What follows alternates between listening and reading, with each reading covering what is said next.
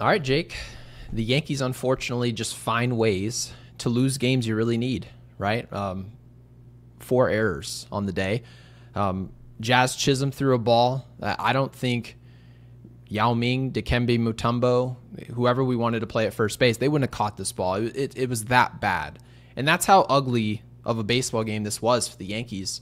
That was really should have been won. And Jake, you were just talking to me about how it feels like we just gave away all these runs today. Obviously, outside of the ball that Roman Anthony hit, it just sort of felt like the Yankees were just giving away the game. They didn't want the game. It was weird. And for those of you thinking that must have just been an anomaly, 4-error day, that's the 3rd time we've done it this year. And how many other baseball teams have done it? 0. Absolutely none.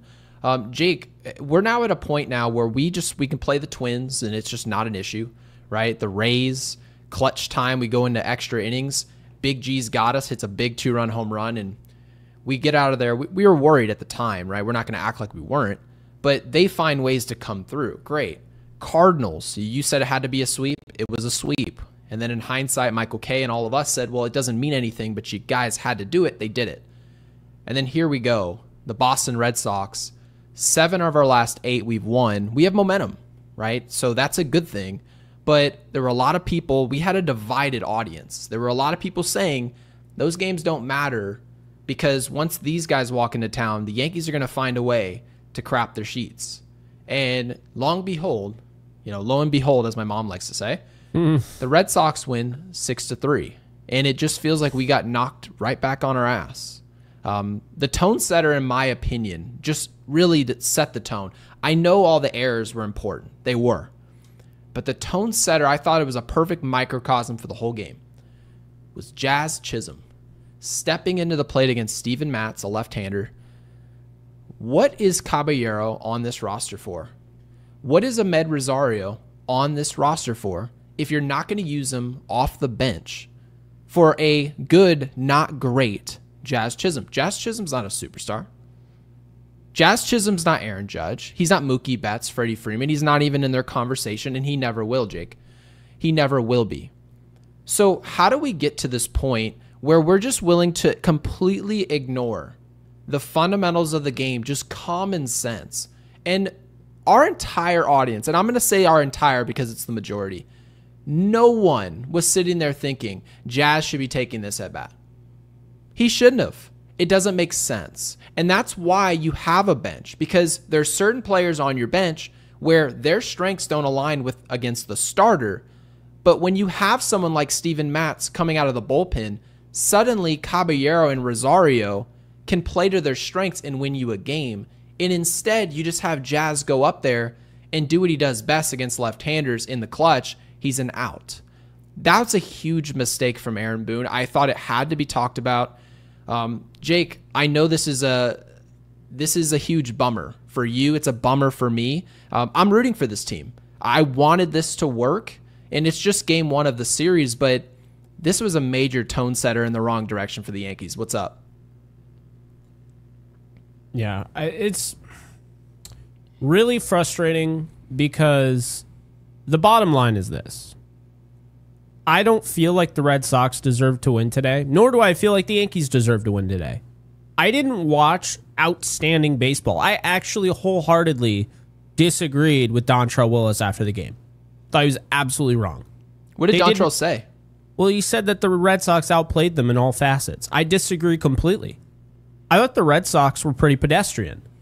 The Yankees just didn't make simple plays. Well, we can talk about that, right? We could talk about the fact that run that scored, with Rafaela coming in, it's hit to the shortstop where Derek Jeter played his whole career, but now because it's 2025, we have to make everything so damn confusing and shade Anthony Volpe over to second base, so now he has to make a diving attempt to make that play. Hate it. Then, right, you have the Jazz Chisholm thing, or you get a not a leadoff, right, but you get a triple with 1 out. This guy is trying to fire up your team. He is basically a rookie, Ben Rice. He's trying to fire up your team. Jazz Chisholm put some good cuts together, but doesn't shorten up his swing. And you can tell. He's clearly swinging for the fences. So it's just really, it's frustrating because you watch this and you had said it, and this is exactly how I feel, truthfully. The only run that the Red Sox actually earned, like it was all them, was the home run at the end with Anthony. That's it. That was the backbreaker. The base runner, he shouldn't have been on base. And I'm sorry, I said this off air. I'm going to say it here. If Paul Goldschmidt can't make that play in the 9th inning, I don't care that he can make it in the first inning. If he can't make it in the 9th inning, I don't want him out there. He's a liability against anybody that's not a left-handed pitcher. He is absolutely dog water against right-handed pitching.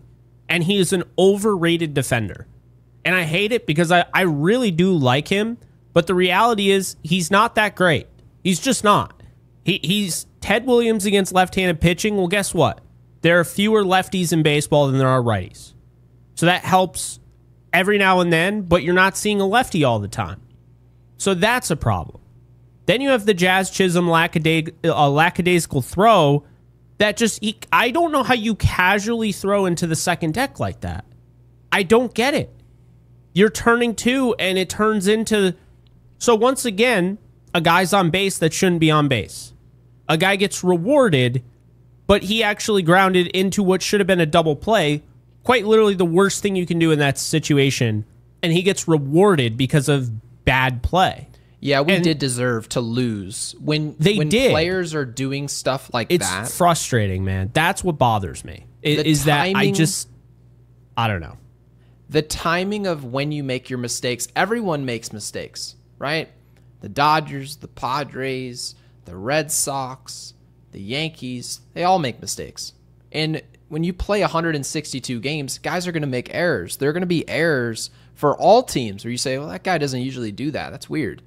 But in the big games, you can't all make errors and make mental mistakes and then have your manager not know who to bring off bench when it's common sense. You can't all make mistakes the same day in the big games. And you hate to say that these are big games, but the way that we've teed this up, this Red Sox series is a must-have. This should have been a win. And you guys found a way.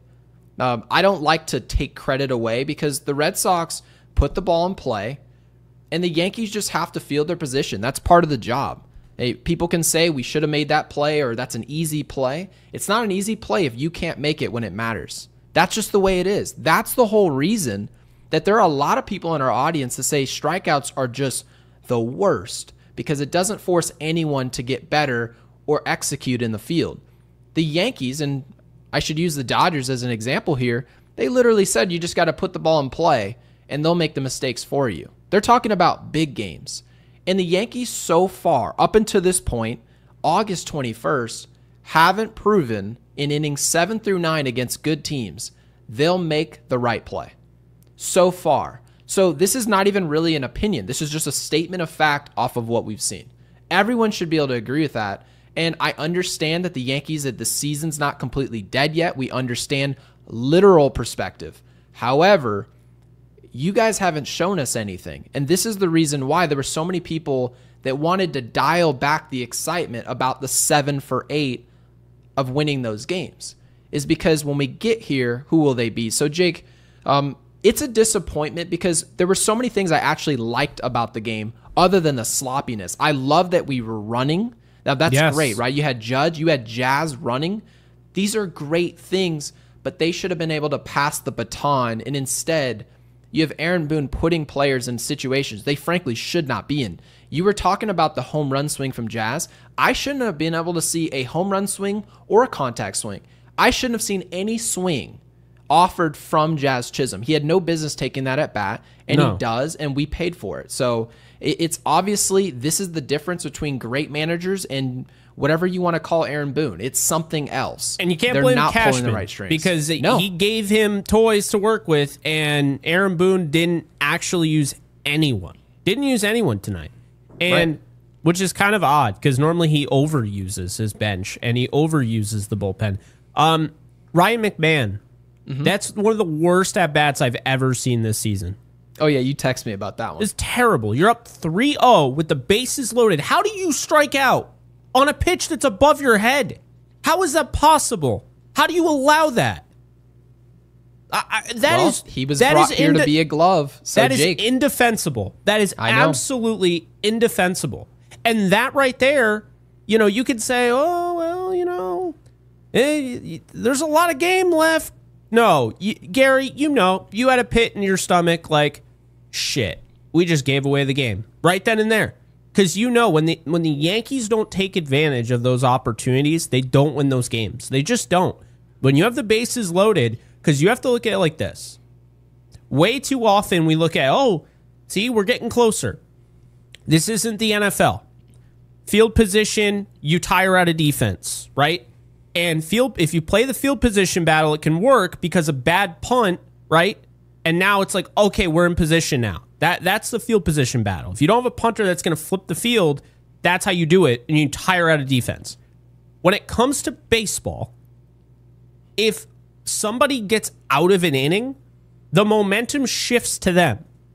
Do you really think the Red Sox had momentum when they had bases loaded and Tim Hill struck out a guy 3-2? No, momentum goes to the Yankees now. And now it's up for the Yankees to do something. But it can ping pong back and forth. And it's just really frustrating, Gary, because you have the McMahon at bat. Anthony Volpe is an automatic out pretty much right now. He hit the ball hard, but I don't really care. And they talked about like, oh, well, you know, he's going to jump on the first pitch and, you know, be aggressive. He's clearly going for the home run every time. And in this game, they didn't need that. They needed base runners. They needed runners in scoring position. They needed like actual, you know, some clutch gene. That's never happening, Jake. Because you're talking about what they needed. What's funny, Gary? They're trying to hit home runs. That's their goal. You know what's funny? Nathaniel Lau has been exactly what the Red Sox needed him to be. He's been exactly what I said he'd be in the video. And he's sitting there on the other side, and he's knocking in 2 runs. He was a big reason why they won the last game. So it is frustrating as all hell. Because dude, I'm livid at some of these. Because I agree with you. There was some things to like. You get 2 hits from Goldschmidt. So while I was out, you know, I was getting after Goldschmidt. He did have 2 hits today. You did get 2 hits from Jazz. You had a really smart base running play by Jazz. Ben Rice picks you up with the home run and then the triple, right? Stanton, okay, he you know, didn't have another amazing game. He's been insane. Bellinger gets a hit. Judge gets a hit, right? Here's my biggest frustration is they left 10 guys on base in a game that felt like the playoffs. Any type of run was going to likely win the game. And when they got to that point where it's 3-3, you could cut the tension like a hot knife through butter. It was like, you could just tell. And it's just frustrating because when you see like guys like Yoshida, who's hitting flares back to the pitcher and he's getting on base, and the Yankees can't even muster that because they're too busy either striking out trying to swing for the fences or swinging for the fences. Like, what I loved about that piece of hitting from Goldschmidt that knocked in a run was he just sticks his bat out there. He sees the infield is in. I'm going to hit them where they aren't, right? And he sticks his bat out there. You know why I love watching Cody Bellinger? Gary, of course, you know, because you love Cody Bellinger. He just sticks his bat out. He does what's necessary in that. The problem is there's not enough guys on this roster that are willing to change their approach based on the strike count. They go up there like an Austin Wells, and they're swinging for the fences every single time. And so you were frustrated by the lack of execution with runners in scoring position. Is that my takeaway here? Very much so. I personally had zero frustration. I'll tell you why. The only way I can be frustrated is if I had high expectations. This group scores a lot of runs. Do you know when they score them? Not when they set anything up. There'll be 2 outs, nobody on. A guy will walk. They'll hit a 2-run home run. The next guy, they'll go back-to-back. Oh, they hit back-to-back-to-back homers. Great, right? They're facing a 4 or 5 starter. But when the going's tough and it's innings 6 through 9, and you're like, hey, there's a guy at first base. We need to get him moving over to second base. We need to get him to scoring position, right? It's a tie game, clutch situation. This team, if you look at this guy, if you look at the team, Trent Grisham's not going up there to try and spray a ball to score a guy from second base, right? Aaron Judge is not trying to do that. He's trying to hit homers, right? Bellinger is different. That's the beauty of this pickup. Great pickup. Stanton's trying to take lift off, rightfully so. Ben Rice, same deal. Jazz Chisholm, especially, right? McMahon is trying to do the same thing. Paul Goldschmidt is trying to do the same thing against lefties. So my whole deal is that this group has never shown me, not a singular time, that they can execute in a big game and simply look up and go, oh, wow, we were 4 for 9 tonight with runners in scoring position. Even the games we scored, Jake, we don't execute with runners in scoring position. When guys get at second and third with less than 2 outs, the team doesn't score unless they hit a 3-run jack. Has anyone figured that out? At this point, this team just simply will go nuclear and everyone's hitting homers, right? This is the reason why so many people said it's boom or bust, is that when you go out there and there's a man on third and Ben Rice hits a huge triple, gigantic, the Yankees aren't built to execute in that singular situation. That's the reason that they struggle in these type of games. That's the reason why they can do it against the Rays. But all of a sudden, you travel back to Yankee Stadium and the Red Sox come to town, and everyone's saying, well, we really need that run from third base. Isn't that what all of us were saying? We just got to find a way to score that run. Whether it was Rosario, Jazz, which it shouldn't have been, right, or Caballero. And Boone decided we're going to throw Jazz up there, which is essentially saying we're going to try to take lift off. And then they'll tell you in hindsight, oh, no, we just wanted Jazz to do this. Just put the ball in play with the infield in. That's all we wanted. But yet they couldn't go to their bench to execute that game plan. It made no sense. And Slim Lewis with the 2, we'll catch up on Supers here. Slim with the 2 says, another Boone day, not pinch hitting. Rosario for Jazz. WTF. I mean, we could not agree more.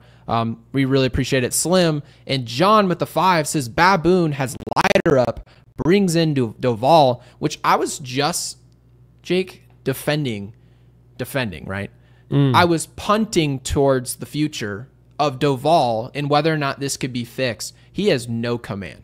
I know in the broadcast, John Smoltz was reading us a damn script the whole day. It was like it was a Harry Potter book after every pitch, just going berserk. He says he chokes. Leiter gets out of it on 6 pitches. Baboon pulls him. He always pulls him. Can't beat good teams. So, John, no. We don't beat good teams. That's the takeaway so far. The Yankees don't beat good teams. And I mentioned just yesterday the Red Sox don't play good teams well either. They're actually under a 500 baseball team against teams over 500. So they have to prove that as well. Well, guess what? They just came into Yankee Stadium. Off and off day, we'll add. But still, right? Beat the Yankees at Yankee Stadium. This is a big game for them. And, yeah, by the way, Jake, Roman Anthony, 21 years old. They didn't treat him like he was some high school kid. He's just trusted to go out there and hit big homers. It's amazing, right? That you can just put trust into young players, and they also can just have they can execute. It's not an issue. So love that. And Brian, who's been a member for 11 months, really appreciate it, Brian, says, what a pathetic showing for a huge game. This was a big game. Just stupid errors. A game they should have won. Boone's message to the team falls on deaf ears. Did you happen to catch the post game, Jake? Because I wasn't sure if you did. I did not want to look at his face. I was way too, dude. No, I expected them to win this game, which would have been the first time all year they had a 6-game win streak. You can say that's pathetic or not. I don't really care. That was a huge moment in their season. Can they win tomorrow? Sure. They could absolutely win tomorrow. But you know what? The thing that frustrates me is how it looks. It looked so much like the Dodgers game, dude. It looks so much like the Dodgers World Series. Like, oh, we're playing Alex Cora, so now we have to fucking throw the ball into the second deck, and we have to forget how to play defense. You ready for this quote from Jazz Chisholm? It was like on a freaking, like, what's the quote Alex everyone Cora hates right now? Snapped his finger, and it's like, oh yeah, by the way, we're your kryptonite. That's what the title probably should just be. Are the Boston Red Sox the Yankees' kryptonite? Because they just turn into complete morons watching this. It's like the Red Sox? No, it's good teams. It's any good team. If we play a good team, we don't play good ball. Yeah, the Dodgers is the same thing. Are they our kryptonite? It's like, no, they're just a good team. The Padres, same deal. I 3 errors in an inning. Like, what are we doing? They're playing a good team. Here's what Jazz Chisholm had to say post game. So Jazz says the 4 errors tonight don't concern him. Here's the quote. I feel like we have great fielders on the team. We've got a bunch of gold glovers in the infield. Oh, I don't actually give a rat's ass what you feel like you have. I don't care. As a matter of fact, I don't care that Volpe's been good in the field lately. Volpe's not hitting. And Caballero is. So, honestly, I've kind of had it with that. Caballero needs to hit. He needs to be playing. And if Jazz can't stop throwing it into the second deck, Caballero can play second base. How about that? Like, that's what our audience was looking for. Our audience was looking for Caballero to play third. I mean, let's be real here. Out of those 3 guys, Jazz Chisholm is the best bat of all 3, right? Because you're talking about Ryan McMahon and Anthony Volpe. Yes, Jazz Chisholm is a better bat than those guys. Sure. Yep. With that being said, who's the better defender? Ryan McMahon's probably the best defender, right? Easily. Mm-hmm. Who's the most clutch out of those guys? The answer is nobody. Nobody. None of those guys are clutch. None. Who's more clutch when you compare those 3 to Caballero? He should play every day. I don't care if it's third one day, second the next, shortstop. You have a guy that's a get-out-of-jail-free card, okay? And this, by the way, was a genius trade by Brian Cashman. You have 4 years of control of this player. He can literally impact the game no matter what he's doing. And he's on fire. So what you're going to do, because mind you, he has 1,000 OPS as a Yankee. Now, is he going to end up with that? No. But the fact that he has it right now tells me he needs to play. And so when I watch Ryan McMahon swinging over his head at strike 3, I was watching this game with my roommate. He doesn't watch a ton of baseball, but he's like, I don't think I've ever seen that before. That was terrible. Why do you swing at that? I was like, yeah, I know. I have no idea. The baseball you want to show someone that's new. 3-0. 3-0 count with the bases loaded. Wilson doesn't even know where the strike zone is. He is lost. And guess what? When this happens to, say, a Big G or, somebody like that, Cody Bellinger, they have the green light, 3-0. And you know why? Because they know how to set it up the best way for them. You watch Ryan McMahon, he had no idea what he was doing. When he went up 3-0, no idea. First pitch, strike. Next pitch, strike. The next pitch, he fouls off. The pitch after that is thrown above the strike zone, way above the strike zone, by his head, and he swings at it. Swing and a miss. What year did he know what he was doing at the plate, though? That's the thing. I mean, that's a good point. He was technically brought here to be a glove, and then he carries a bat with him, right? He was hitting 250 with the team since he's joined, so that's better than what the expectation was. It's true. But Ryan McMahon wasn't supposed to be a bat. It's more of a reclamation project, and here's what he can do, right, physically. Because there were a lot of teams in baseball, like 2-3 years ago, that Ryan McMahon, that would have been a really attractive pickup, right? And so you sort of look at this player. If Ryan McMahon, 2025's version of Ryan McMahon, steps up to the plate, you shouldn't have high expectations. He's not who you want coming up to the plate in a big game. Now, is it possible for something to happen? Sure. I mean, it's possible for something to happen for any player. But the gist of it is that you have to look at what players have done to build expectations for the future. I just think that that's sort of my takeaway on the Yankees. If you guys can show me you can win big games against good teams, because I think Boston's a good team. I had high expectations of them. We both did when the season started. This is true. They got off to a rocky start, right? They weren't hitting. It wasn't working out with Devers. They end up trading him. The sky was falling, and understandably so. They were freaking out. They end up calling Roman Anthony up late. And everyone's thinking, what are we doing? We're not spending money. And then here we're sitting here in this situation. The Red Sox are now neck and neck with the Yankees.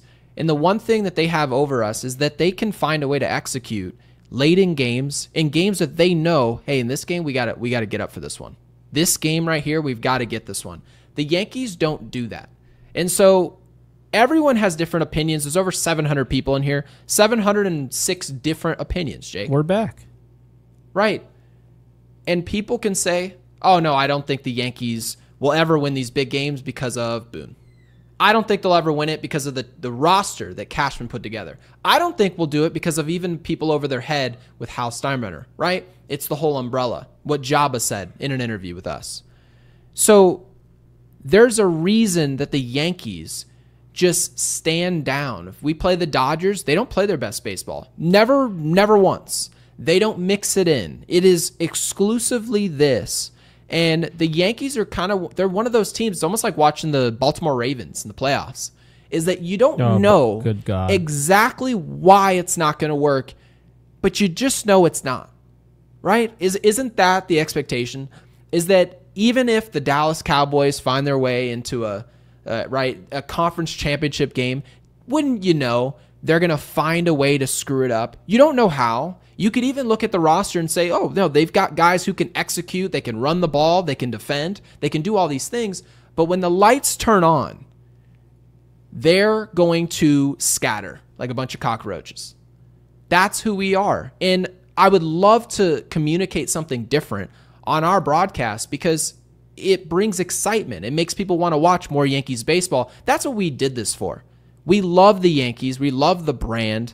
And we're not going to sell something that is, it's not, we're not getting commission, Jake, for selling this product. No. So the Yankees just have to figure out, why is it that you guys can go out there? Is it roster? Is the team do they just not have good enough players, right? Is the bullpen Duvall and Leiter Jr. and Weaver and Hill and De Los Santos and having Heel start this game? Is it the roster?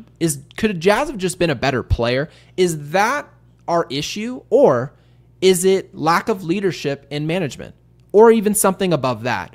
What is it? Because it is something. And so obviously, again, we're just through game one, but to have watched that game, as you put it earlier, Jake, it was a spitting image of that Dodgers series. It was. It was an identical, just different plays. They were finding ways to screw it up, and it was a gross watch. So I feel bad for your friend who you were making watch that game. I didn't make him do anything. but You really should have just watched a movie. Yeah. I mean, he was just watching that at bat. I don't think he was that into it, but he'll watch the Yankees every now and then. But no, really what, like, I think it's tough because they lost the game, but the fact that they were in it despite the 4 errors and 9 walks, like, that is kind of the bright side of this, because they are in it. But the problem I had about losing today, Gary, is now I don't think Max Fried is a pitcher that you can use right now. I think he's injured. And he's going against Brian Bello, who typically pitches well against the Yankees. And he's having a good year. And I just don't feel like this is a good situation to be in. So, yeah, also I want to just throw something quickly out there. Yeah, go ahead. I think I saw it earlier, and I mean, we have so many chats right now. Our chat rate is 26. That's insane.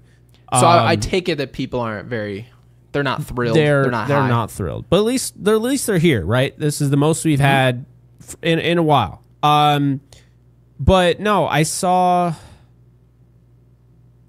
where is it? Ninja Hot Dog said something. I'm not gonna be able to find it, but okay, Ninja perfect. Hot Dog said something about dropping a voicemail. I do not have your voicemail.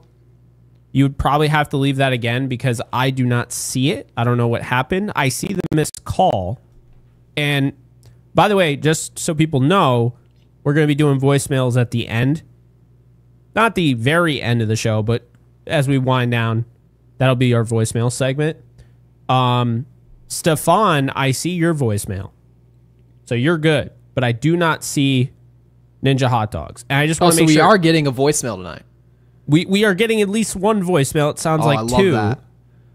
But also, would like to point out, if you guys also want to get in on the voicemail train, we just dropped this. You don't have to, but it's brand new.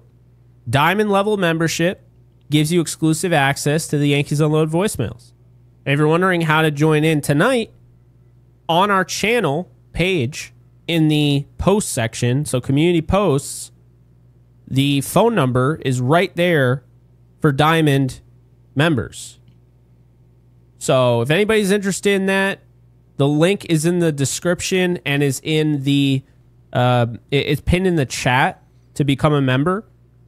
And if you upgrade to that, you will have access to the voicemails. But yeah, we'll be dropping that at the end. I just wanted to get that all out of the way. And again, Ninja Hot Dog, we will read your voicemail. Just it has to come in, otherwise we can't air anything that's not there. I'm looking forward. Have you listened to this voicemail yet?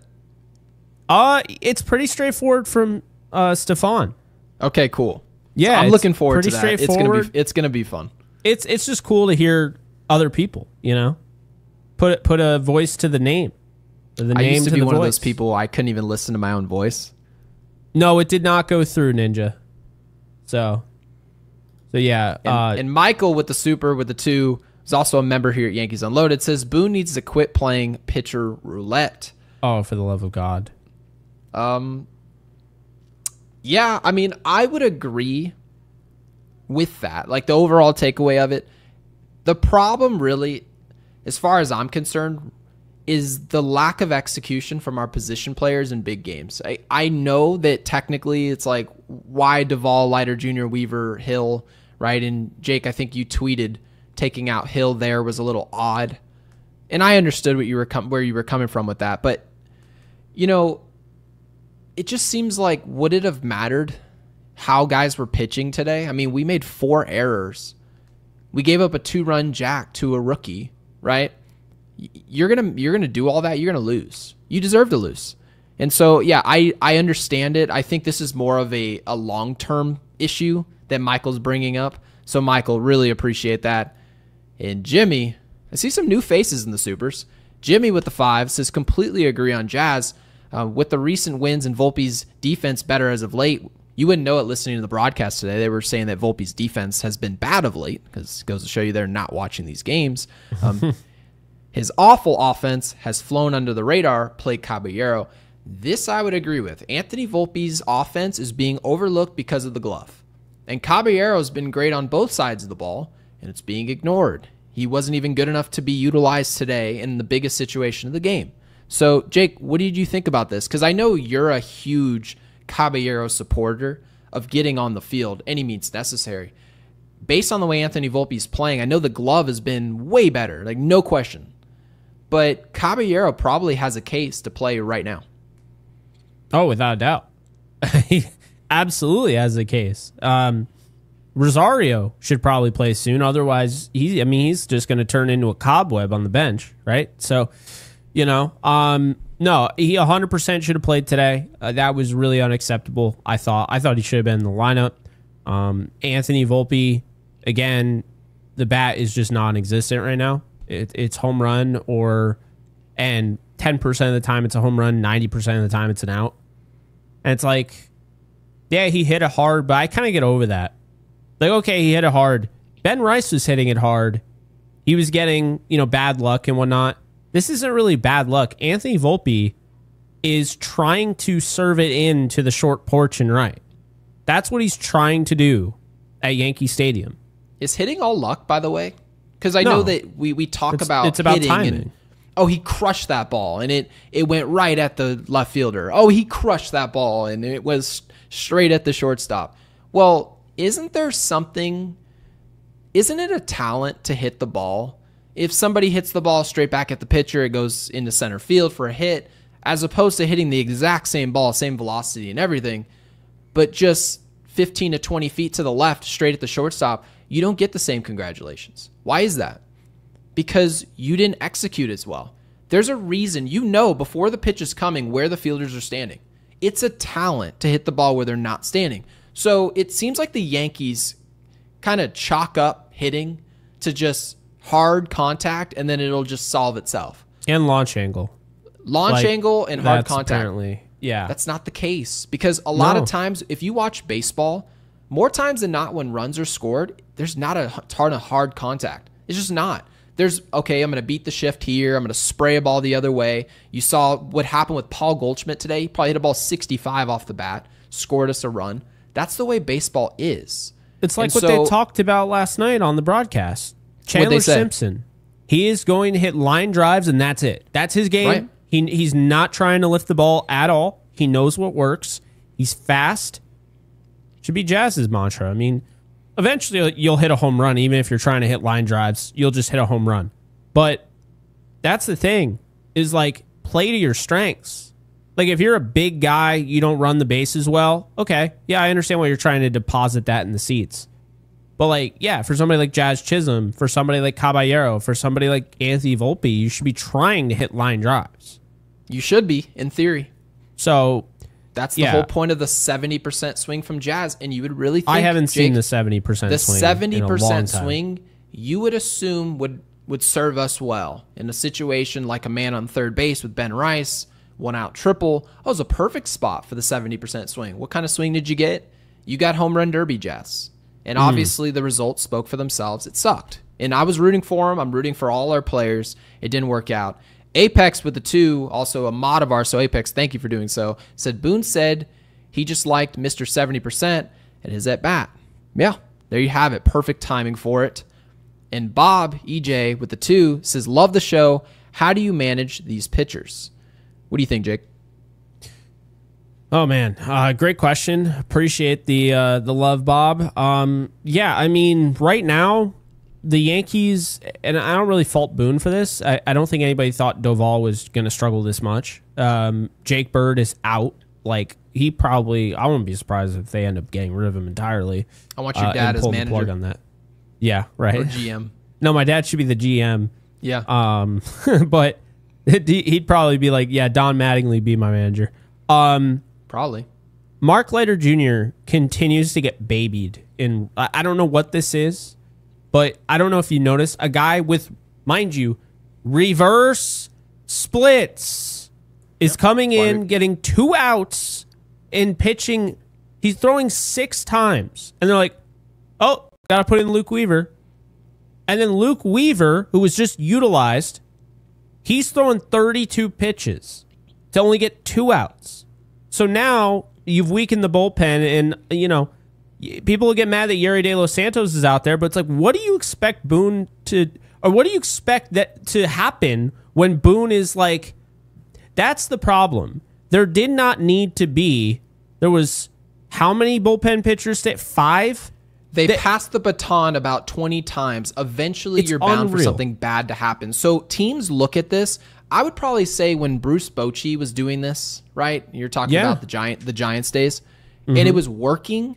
I think the perception across baseball, oh, that's the way to do it, right? And then they started having to come in with all the rules. No, you got to face 3 batters.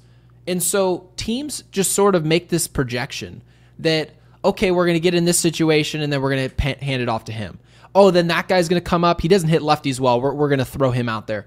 And all of a sudden, you look up, and 1, 2, 3, 4, 5, 6 guys touch the mound. The Yankees don't have any business pitching 6 pitchers in a game. It shouldn't happen.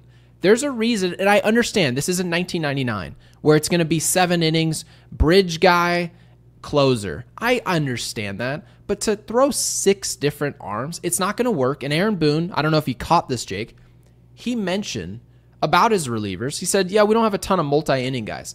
Hasn't Bednar thrown multi-innings since he joined this team? He has, hasn't he? Yeah. Hasn't Leiter Jr. thrown multi-inning before on this team? He has, hadn't he? Weaver has thrown multi-inning. Dude. And you know you're in trouble. How are you going to act like that's the problem? It's not the problem. You just want to go. You're getting sporadic with your use of these arms, and it's just getting out of control. You know it's out of control. They signed Paul Blackburn today. And the reason being is, oh, yeah, he can go length. What? I'm not kidding you. They're like, yeah, he's a guy that can, he can deliver, he can go length. No, he can't deliver, and he can't go length. He's not good. I don't know what. This. Yeah, they sent down Winans, and they're like, Paul Blackburn, Isn't that amazing how the Yankees went from, I don't know who's going to even be in this bullpen, to now Paul Blackburn? I don't know what they're doing, man. I'm not looking forward to seeing him. I don't think it's going to go well. He had like a 6.88 ERA with the Mets. No.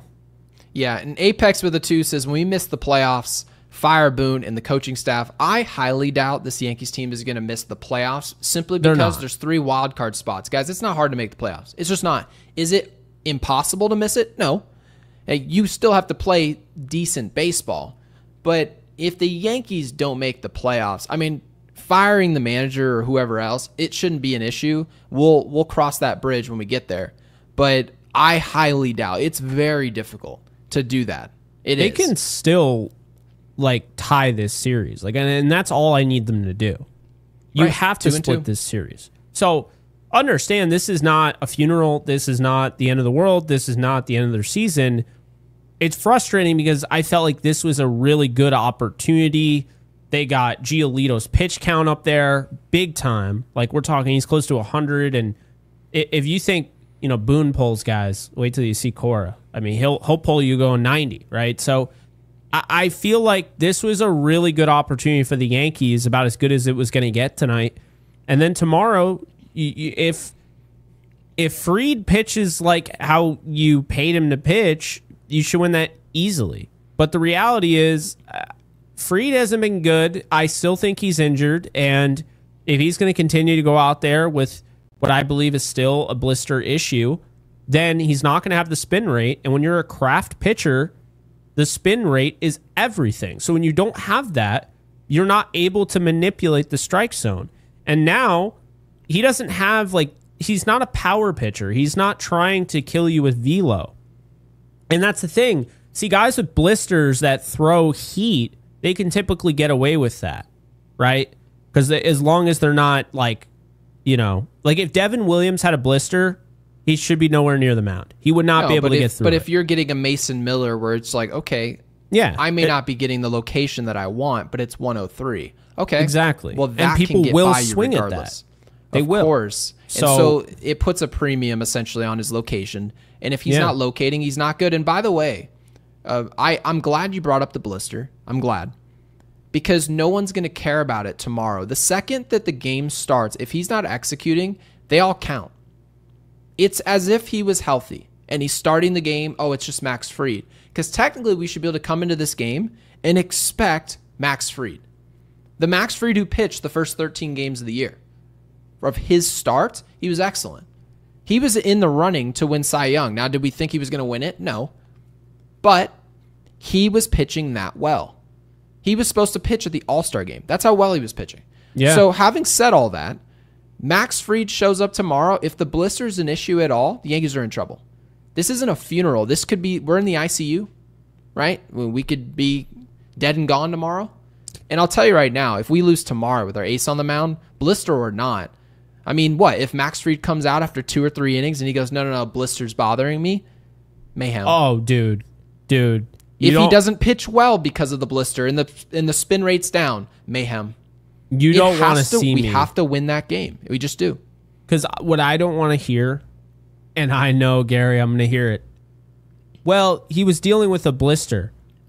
I told you that. Dude, I do not want to hear that. If he struggles tomorrow and they finally are like, yeah, he's been dealing with a blister, I'm going to lose my collective shit.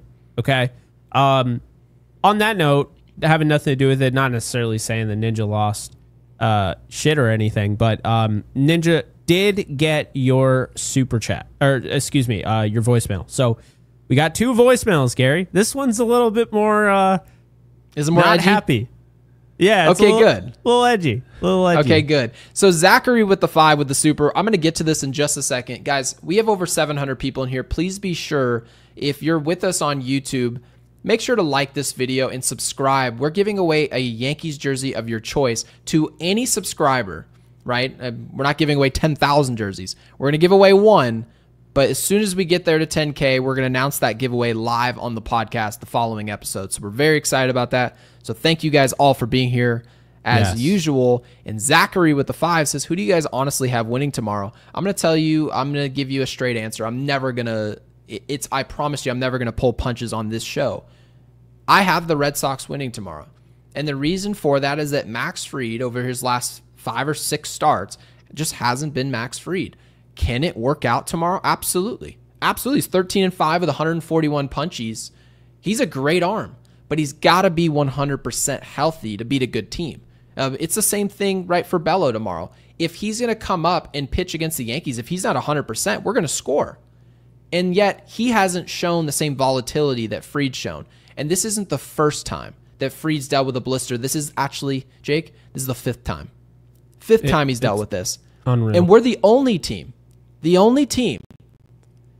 to have him go out there and not go on the IL. We just kept him out there. We said All-Star break is good. He's ready to go. And since then, Jake, he has been horrible. You know he has why? not even been a rotational guy. What's up? I saw this earlier today because I forget who was it, Brian Hoke? I don't remember. I saw the article, mailbag. So it might have been Brian Hoke. Okay. And it was like Yankee fans' questions, right? And he was answering them. Mm-hmm. And one of the Yankee fans asked straight up about Caballero. Hey, do you see him? Can he start over Volpe? And he said, nope. And the reason being is because while the outside, essentially I'm paraphrasing here, while the outside sees this, the Yankees have different metrics that say something else. Oh, so they have their own goggles on. So all I'm seeing here is that Max Fried, it's like, well, our analytics show that he actually doesn't have a blister.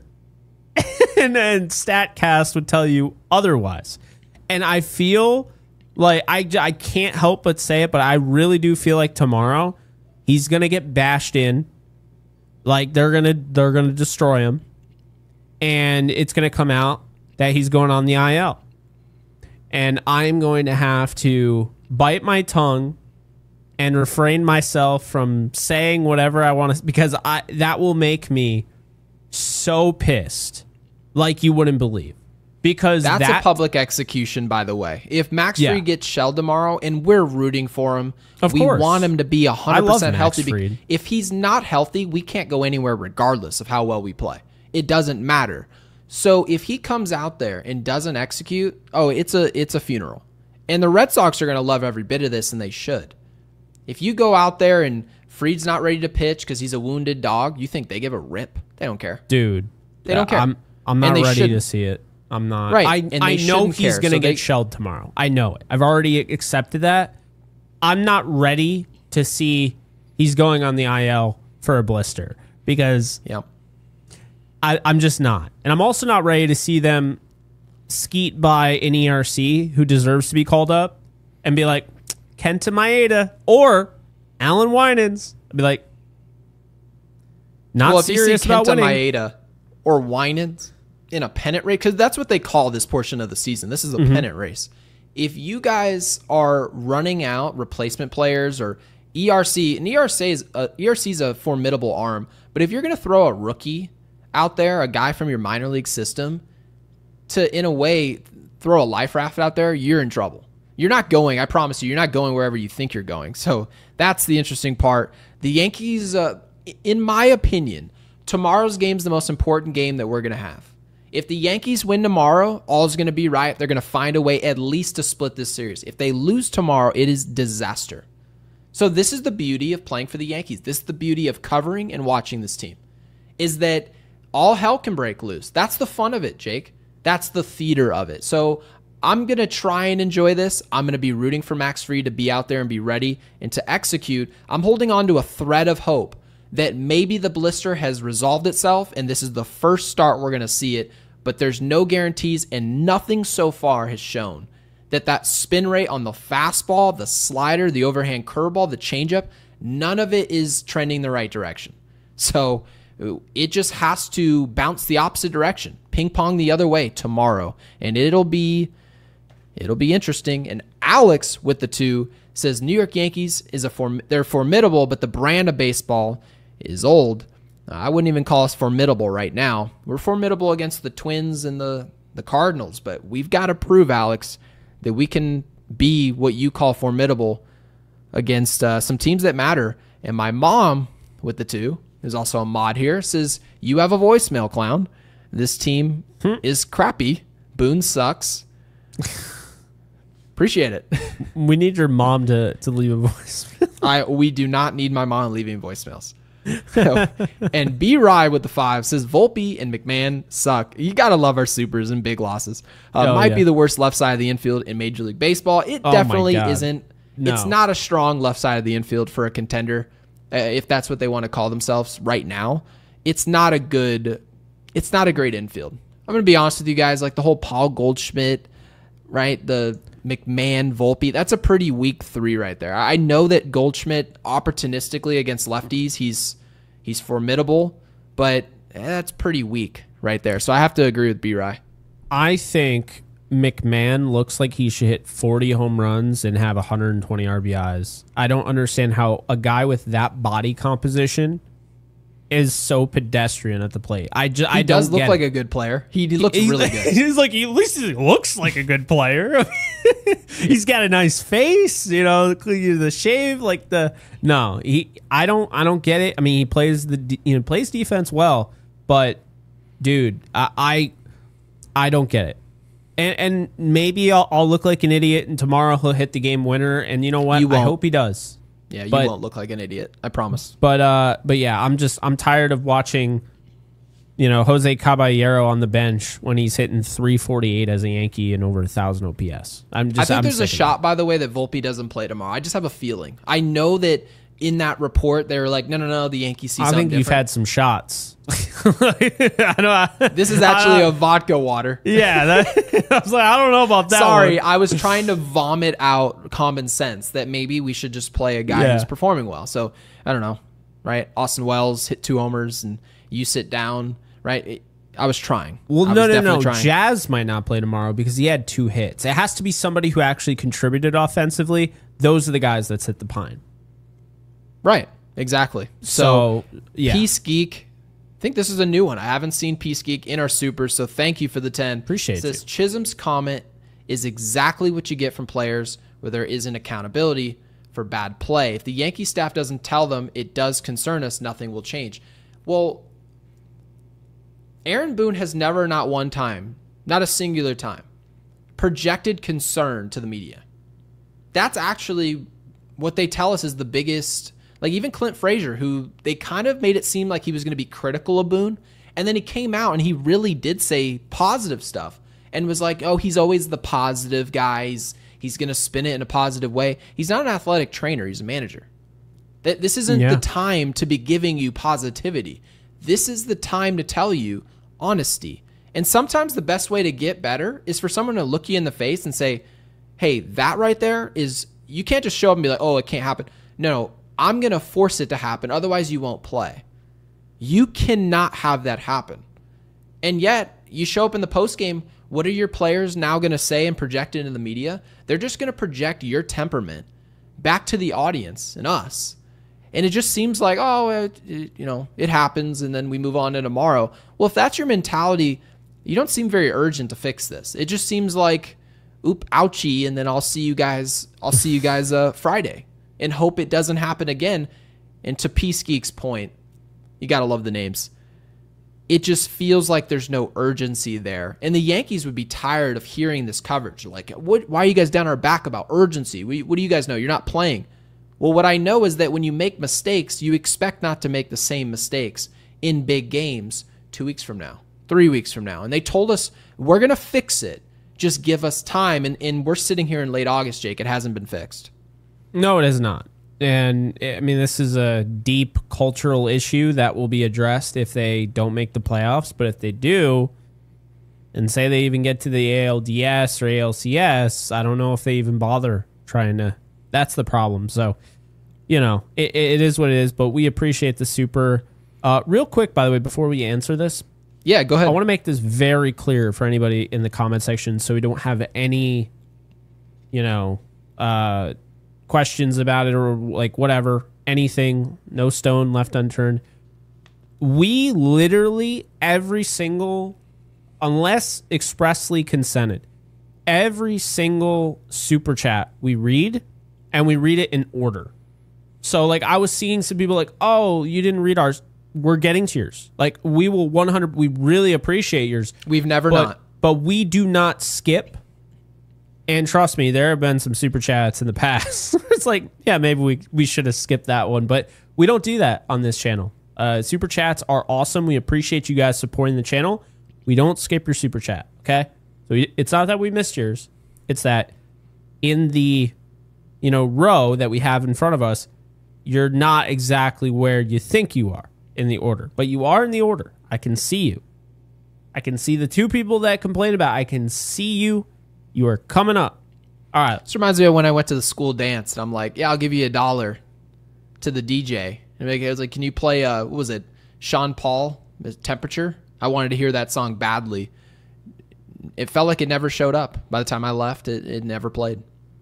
Oh, well, that's not us at all. So no. I don't understand the point of that at all. The DJ hustled me. But what we're telling you guys is we're not going to hustle you. So we really appreciate you guys, of course. Yeah, of course. Yeah, but you go ahead and take the super. Yeah, so Vincenzo, appreciate the 10. The reason this team is so frustrating is that we have a ton of talent but can't show up in the big moments, no clutch factor. Absolutely. 100%. So we're like a Tesla. We're like Tesla cars. There's just no clutch. I mean, think about it. We're really good in situations where it's just not that big. We're really good.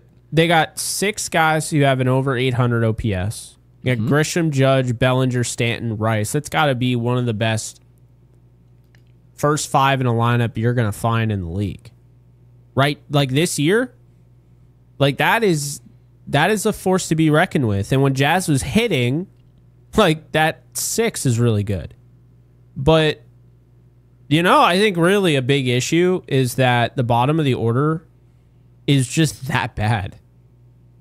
I mean, I think they should change ops, because you know how ops is sort of replace batting average, and I understand the concept. Like, I get it. Yeah. Because now the game's going towards, can you get to first base, any means necessary, a walk, right? Mainly a walk. And can you slug? But you know what they should also have on there? What's that?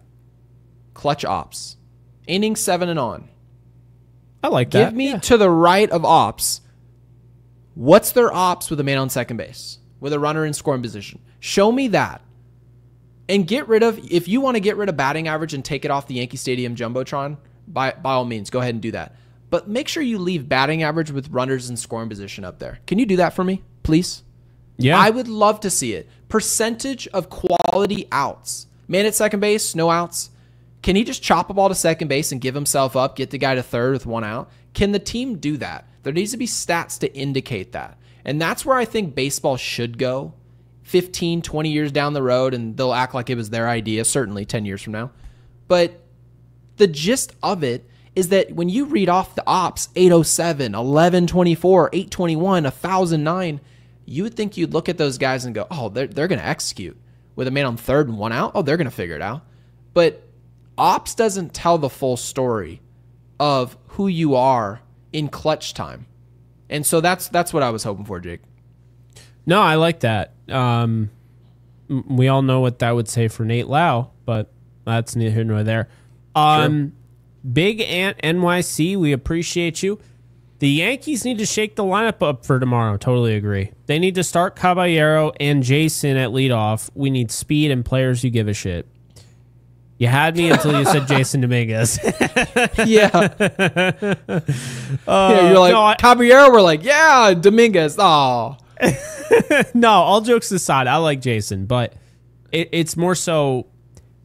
Well, actually, no, because Judge would be okay. Yeah, no, I don't like Jason. I don't like Jason Dominguez at all. This isn't personal. He's not better than any player who's playing right now. Well, no. But I'm not saying I agree with it. We already know now because Aaron Boone is a genius. He told us today. Giancarlo Stanton is not going to play tomorrow. Oh, you're being serious about that text. Oh, I was dead serious. You didn't believe me? Giancarlo's not playing tomorrow? I'm not kidding you. He's not playing tomorrow. Oh, I thought you were joking. So that's why I didn't get upset about it. Wow. No, I actually... You know when you face palm so hard, you can feel like your skin coming off your face? That's how I felt. I was like, what? So yeah, anyway, I've moved past it. I've coped with it, whatever, copium, whatever you want to call it nowadays. So what this tells me, let's just go along, let's play along. Ben Rice at catcher. Okay. There's not a left-hand pitcher, so Paul Goldschmidt should not be at first. Cody Bellinger at first. Right. Jason Dominguez is going to play. We know he basically told us Jason Dominguez will play the days that Stanton doesn't. So Dominguez should be in right field, but we know he'll be in left. Yep. Grisham in center, right field, Caballero. Okay? He needs to be in the lineup. It's that simple. And you know what?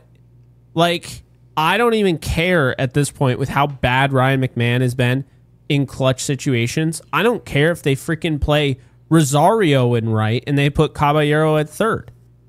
I was so turned off by the bottom of the order today, except for Paul Goldschmidt, who hit seventh and put the ball in play and actually had a run, RBI, a walk, 2 hits. He looked good. But what I did not like were the at-bats I saw from McMahon. And Volpe, again, hit the ball, right? He didn't strike out, he struck out once. McMahon struck out twice. McStrikeout was at it again. But I just can't have that, Gary. I just can't. I just cannot have it. So Caballero better be in the lineup tomorrow. If you're not going to give us Stanton, at least give us something that we want. We want Caballero in the lineup. Yeah, it just sucks so bad because just real quick here, I was really trying to give Anthony. Remember how many we were trying to give him props, right? And people were like, "Oh, this doesn't matter at all. It's a short sample size," and we know that, right? Which is why we hopped on our show and said, "Guys, if he does something in the short term offensively," and at the time he was hitting clutch home runs, but he was going 1 for 5 with a clutch homer, right? It's still a clutch home run. And if you look at this Yankees team, we don't hit clutch homers. Like we're not hitting clutch base hits, man at third base. Oh, we're going to execute. We don't really do a ton of clutch stuff against good teams. So when Anthony Volpe was doing it, we wanted to talk about it in a good way. But I also said in the exact same sentence, right at the end, the only thing that'll matter is who Anthony Volpe is over a long stretch. That's the only way it could be fair to judge him. And guess what happened just 2 weeks later, Jake? We were talking about the defense has been much better. It's still much better. Still, way better defense. The throws are better. He's charging the baseball. He's being aggressive. He's running the bases hard. But you know what he's not doing anymore? Getting on base at all. Because he's trying to hit home runs. And you know what also stopped? He stopped hitting that 1 for 5 homer. That homer's gone. He's 2 for his last 25. That's 080. His on base is 080. He hasn't drawn a walk in over 10 games. You understand how hard that is to do? In Austin Wells is outplaying him right now. Even before the 2 home run game, Austin Wells was outperforming him. That's how bad it's gone. And so right now, this is part of the reason why I was sipping the tequila water, was because I was thinking, oh, this, regardless of analytics, this is so bad offensively that you can't even justify that you don't have something on the bench that'll help you more in the short term. But the Yankees, I guess, are just going to show up and do that. So I don't get it. Ricardo with the super 129, I believe this is 129 pesos, which converts to like $6. So we really appreciate that. Ricardo says, what's your opinion on the Judge quote on Aaron Boone not seeing him throw? It's the actual Yankees clubhouse like. Hi from Mexico. So Ricardo, welcome in. Really appreciate you being here. Appreciate you. My opinion is, and we talked about this, I believe, 2 days ago, Jake. Mm-hmm. It was the first time that we actually got some honesty from anybody in the Yankees clubhouse. It just feels like it's not programming. Aaron Judge strayed away from the programming and said, no, I'm going to check that. Whereas normally, even if it was wrong, you would just assume they would handle it behind closed doors and we would get the Aaron Boone PR answer. And we didn't get that for the first time. So it was refreshing. But what it tells me is that Aaron Boone's job is to just spoon feed us whatever sounds good. And there's some other reality, which may be good news, but it also could be devastating news and we wouldn't get to hear it till it was too late. So that's, Ricardo, unfortunately, what I think. But I will say my opinion on it was that I love that Judge actually stood up for himself. Would Boone have ever said anything like that about Anthony Volpe? His pride and joy? I don't think so. Anthony Volpe, by the way, I really hate that I have to bring this up because I really want him to succeed. I know people probably assume we hate this kid, but We both want Anthony Volpe to succeed. If you look at his splits this year, what are the Yankees doing at this point? Like praying that he just had a bad year and he's just going to magically figure it out next year? Because April he hit 245, a 333 on base, 765 OPS. Guys, what if I told you that is his best month of the year? Best month. I don't think it would surprise anybody. He's been that bad. May, 242, 308 on base, 703 OPS. June, 205 batting average, a 290 on base percentage, 665 OPS. July, 172, 196 on base, 604 OPS. Do you say that was July? July. August, 197, 246 on base, a 640 OPS. Basically, okay. But we hate him. Okay. Basically, the reality is this. He is a 223 career hitter who has a 669 OPS and an on-base percentage of 286. That's not an everyday player. Caballero should be 100% at least turning this into a timeshare, and that's at the least. But he should be playing over Volpe. I think they are focusing way too much on the long ball. And I understand Volpe's had some clutch home runs this year. We've talked about that. We've given him his praise when he needs to. But right now, the Yankees need to win these games so badly. And who's more likely to help you win games? A guy who's banking on hitting a home run, and when he doesn't hit a home run, he gets out? Or a guy that just puts the ball in play and he understands his strengths and is dangerous on the base paths? Actually, he is leading the league still, I believe, in stolen bases, despite the fact he doesn't even play every day. So yeah, you tell me which one. He also has some attitude to him, which I like. I like some edge, and not some edge. I'm not some edge that you manufacture, but that's actually there. Of course. And so it's nice. It's a different flavor for the Yankees. The Yankees just, it seems a little lackadaisical, a little comfortable. And anytime a player, and man, I wish Josh Donaldson just played better baseball with the Yankees, because his personality, we all do. Not the most likable personality. He's much nicer in person, but on the field, he has more of like, I'm gonna be an ass type guy. I'm gonna be the bulldog. I'm gonna be this like psychological leader of the team and be the mean guy. That's actually enjoyable when you play good baseball, but the prerequisite is you got to play good ball. And unfortunately, we're not doing that right now. I couldn't wait to get to this super. This is a great one. Aroma with the 5 says, can we discuss how annoying and aggravating Smoltz commentary is when they play on Fox? It's like nails on a chalkboard, biased much. So I think the common understanding is that Smoltz does not like the Yankees, right? And people were tweeting me all day, man. And he must be upset about series that happened in the 90s. I'll tell you guys what. Someone tweeted something to me that was hilarious today. They said that John Smoltz is the type of guy on the broadcast where if you ask him what time it is, he'll tell you how the watch works. That is exactly my perception. So true. It is so frustrating watching someone try to be Tony Romo of baseball coverage. Stop. Let the game breathe. Let the audience get a word in. It is so incredibly frustrating, Jake, to watch where there's always a negative angle and spin. If heel hits the corner, oh, see, that was the wrong pitch call. He should have went to the slider and tunneled off it. We don't need that type of coverage. It's pointless. So, Jake, I know what you think about it, but go ahead. Yeah, I'm just tired of hearing it. Like, no one cares, John Smoltz. No one cares how you feel about the Yankees. Did you hear? I want to see if you actually heard this. Ben Rice hits that moonshot that goes into the bleachers. Like, we're talking bleacher creature section. Had no chance of not getting out. Yep. And he starts flirting with the idea that the dimensions were the reason why that was a home run. How far did the ball go again? Wasn't it 420 feet? I'm going to tell you exactly, because I'm so sick of this shit. Let's just, nip it right in the bud right now. Okay, so it went... I don't know what's going on here. All right, Savant. 419 feet. 400. Which field is it that we would have to play at? Take your pick, and I want to know a real answer. Can you guys drop it in the live comments, and we'll put you up on the screen. If you guys can come up with a stadium there isn't you one. can hit the ball to dead right field, 419 feet.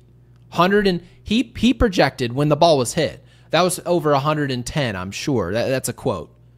Which stadium is it that it would have held? I want to know which stadium that is. I haven't seen any stadiums.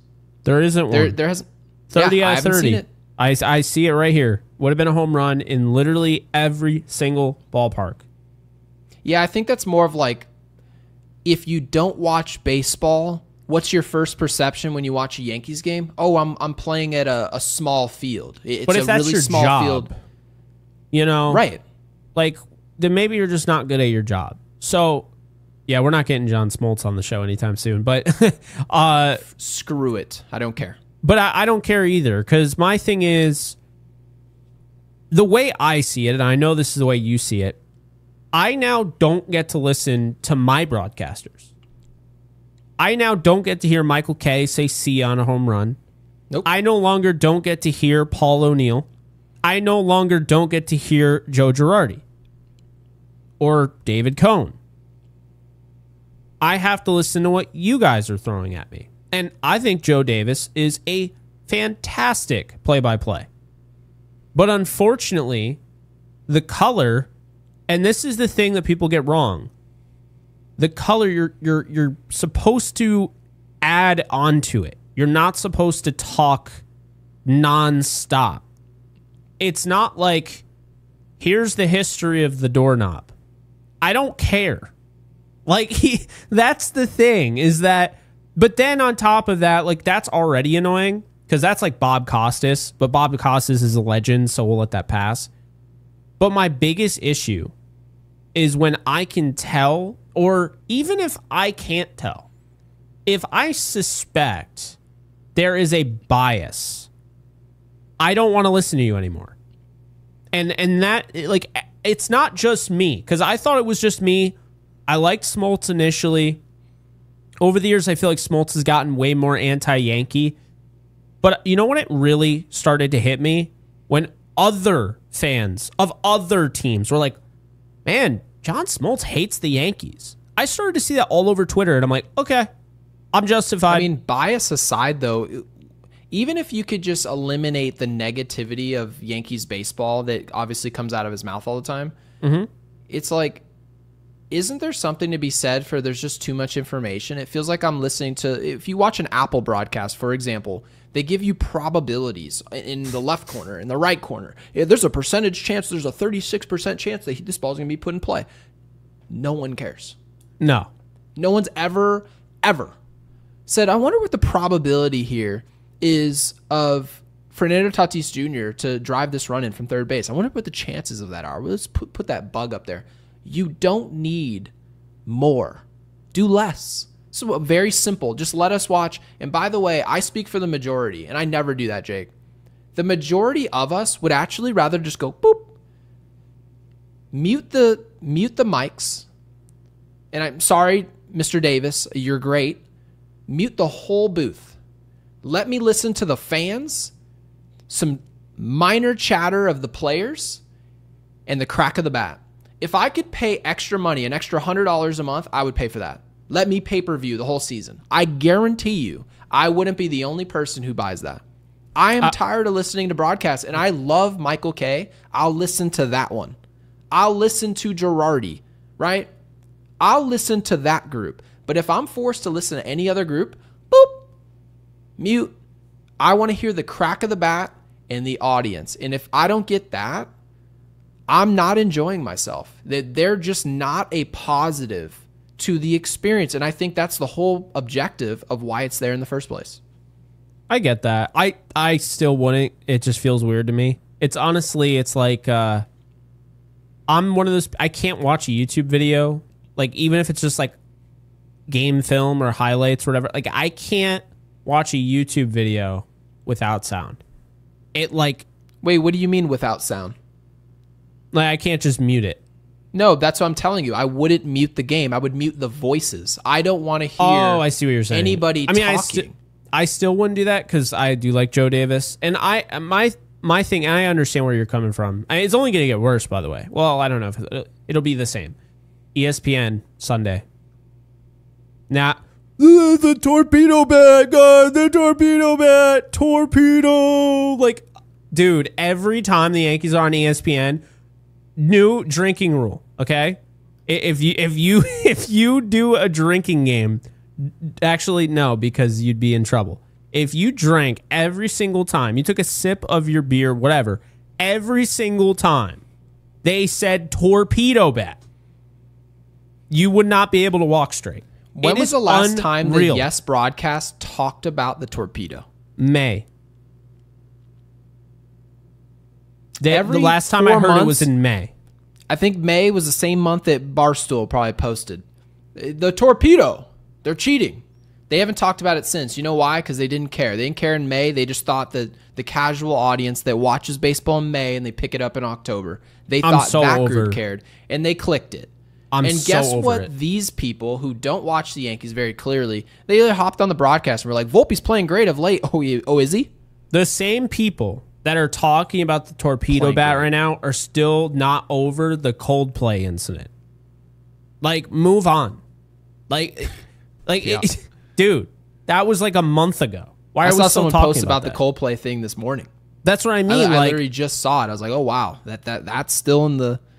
No, it's not a thing. It's you are still like you're there, but everyone else is gone. Like move on. It's like that kid that still talks about the good old days of high school and can never get over it. And he looks around, and he's like, oh, all my friends are like moved on from high school. Like, yeah, it's literally that guy. Like, I'm so sick. Anytime I hear the torpedo bats, I just don't do it. Don't talk about it. And they don't help either. The torpedo bats don't really do a damn thing. We've got a player hitting 080. Anthony Volpe is using a torpedo bat. He's having the worst year of his career. Yeah, it doesn't. There's no. Is there an advantage for some players? Certainly. But you know what? There's advantages for any player or disadvantage switching a bat. Period. If you take Bryce Harper's typical bat, he did this 2 years ago, by the way. Went and hit with, I believe it was Trey Turner's bat. I couldn't even remember whose bat it was. But he goes up there and just goes on a hot streak. It can help. The torpedo bat doesn't swing itself. You still got to hit the ball. It's not a storyline. So Javier with the 5 says, we have the MLB stolen base leader on the team, and he's on the bench. Go figure. He's exceptional at something. And you know what Javier, you know what he actually just so happens to be exceptional at? The whole game plan of the Yankees of late. We're going to hit home runs, and we're going to run the bases. We're going to run the bases, and we're going to hit homers. That's how we score. We don't move guys over and then hit a sac fly. That's not how the Yankees score runs. The Yankees are trying to put pressure on teams by running the bases. They throw the ball away, you advance another base. We saw that today from Jazz Chisholm. It was great, and I was hoping we won the game so I could talk about that more at depth, but we couldn't. But Jake, I don't understand how you can have someone as dynamic on the bench and say, oh, no, it's great because we've got such great bench options. No. Well, if you want to use a bench option and you want a glove late in the game, if you really think Anthony Volpe coming off the bench is making you better defensively, then you go do that, and then we'll watch that not work. But just play the better player right now. If you think Anthony Volpe can be fixed long-term, then believe that. But worry about that long-term, not now. And the Yankees are just kind of marrying the now and just saying it'll be fixed later. If the Yankees don't win, would you say 2 of the next 3 games against the Red Sox were in trouble? Well, yeah. Anthony Volpe being on the field, it's not helping. It's certainly not. And if it did, it would be something random that happens. You don't go 2 for 25, then hit a homer and go, see, guys, that's why he plays. No, that's called random. That's just random. It is. And Isaiah with the 50 bomb, you don't see red every day. So, Isaiah, we really appreciate that. Thank you for investing in the Yankees Unloaded. Says, who taught Volpe to have such a wide swing? His arms are too short to maintain power with that approach. He needs to shorten up, focus on the inner lane, protect the outer lane, barrel up, not lift the ball, be like Freddie Freeman. So I'm not going to make it seem like I'm Kevin Long with all the answers offensively and what he should do with his swing. All I know, Jake, is that he's not built to be a consistent and sustainable power hitter. This is the reason why Alex Rodriguez got on the mic at Fox and said Anthony Volpe cannot be a power hitter. And you know what he did since then? He's hit nothing but home runs. If he hits a home run, it's great. If he doesn't hit a home run, it's an out every single time. And he can run, and yet we still get that approach. And you know what people said to A-Rod? Oh, A-Rod, go beat rocks. You don't know what you're talking about. That's what they were saying. Oh, be damned. He's doing it on the big stage in the clutch. Guys, this is not sustainable. That's the whole reason Isaiah brings up this super, is if you don't have a more level swing as a smaller player, and yeah, there's exceptions. You see like a Jimmy Rollins, whatever. But you can't have Anthony Volpe, as you put it, Jake, trying to go short porch and leave the stadium every single swing he makes. You're going to go 2 for 25. What did you think this was? Do you think this is MLB The Show? Why are we acting... We have not talked about this, and I want to address this. What's that? He has 18 home runs. Why are we acting like he has 38 home runs? He's not like some power hitter. It's just basically our way of coping with the fact that he's really almost unplayable at this stage of the game, but he's had a lot of home runs as of late. So now we're calling him this, oh, Volpe's power.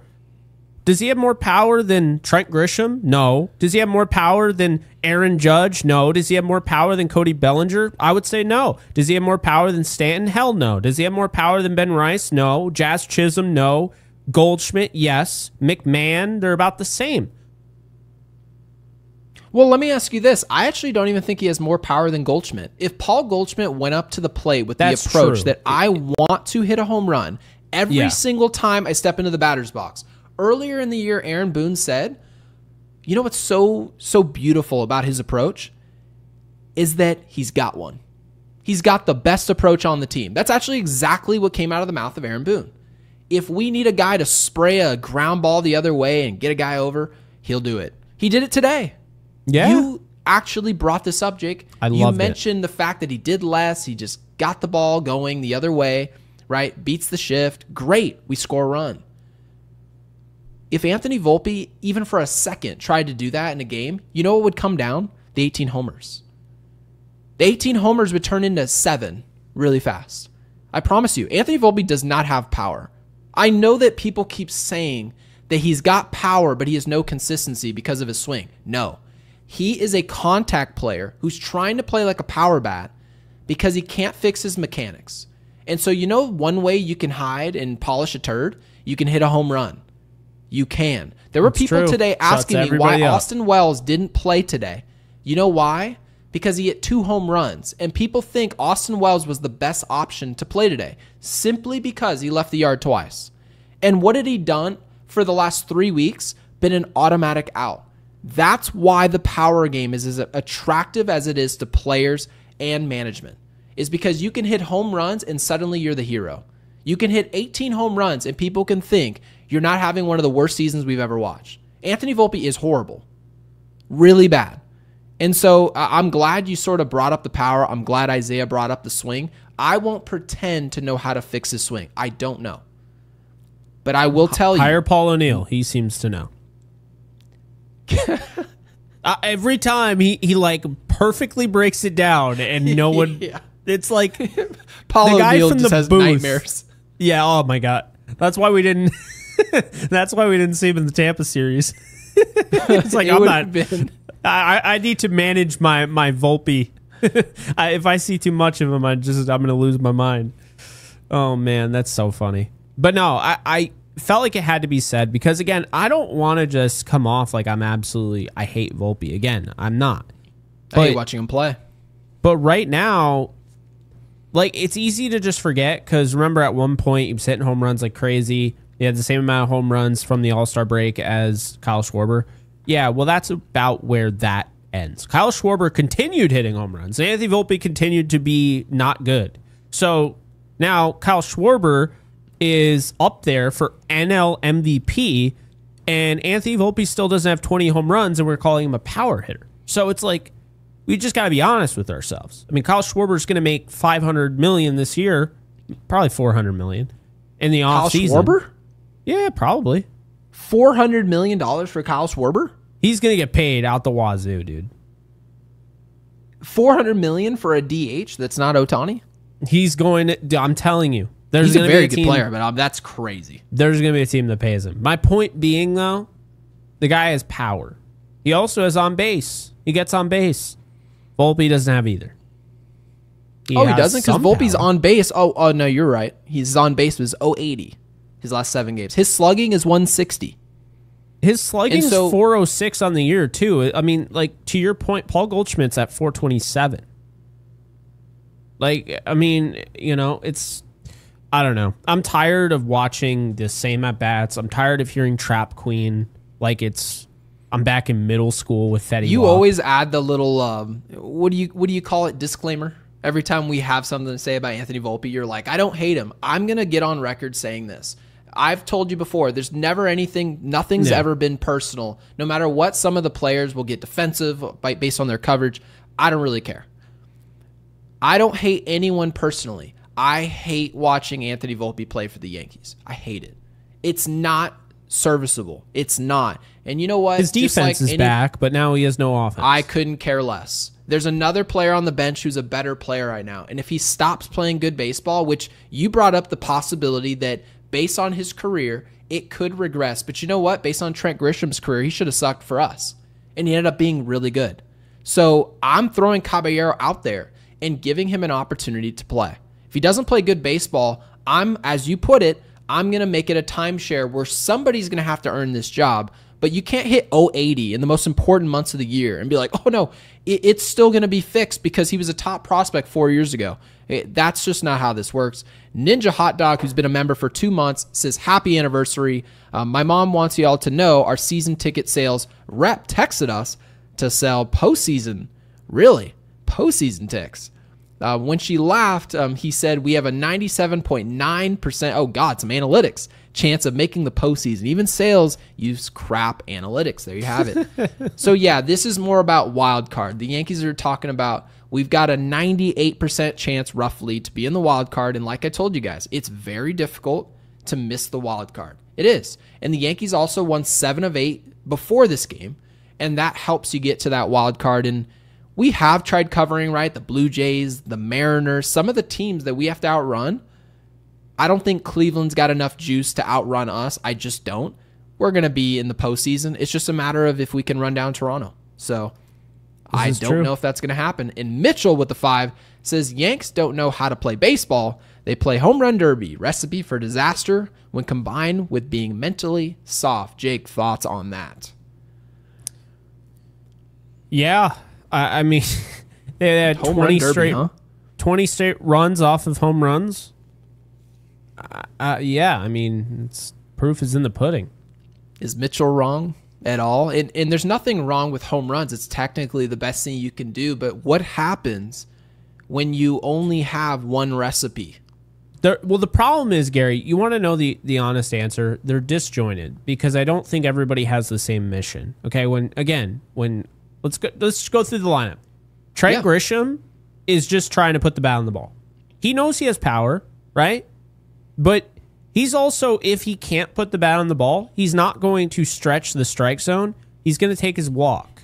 I agree with this. Yep. Aaron Judge, he is going to stretch the strike zone, but he also isn't just trying to home run every single time. I think he's gotten out of that. Like when he first came back from the injury, he was swinging for the fences every time. Also, he's Aaron Judge, so I'll give him a pass on that.